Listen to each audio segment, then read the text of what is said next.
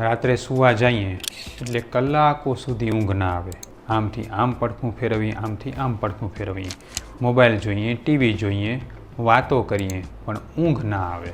ઘણા બધા પેશન્ટ જ્યારે ઊંઘની ફરિયાદ કરતા હોય છે ને, ત્યારે ઊંઘની ગોળીઓ કરતાં પણ ખૂબ સારું કામ જે છે ને, માત્ર એક ઔષધ આપે છે.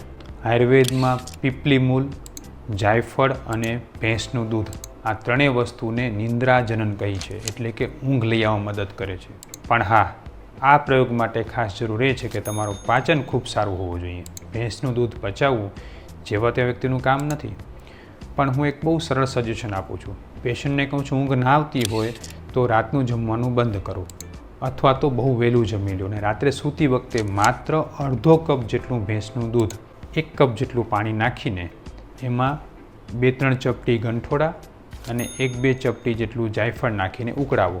અને પછી એ દૂધને રાત્રે સૂતી વખતે પીવાથી ખૂબ સરસ ઊંઘ આવે છે.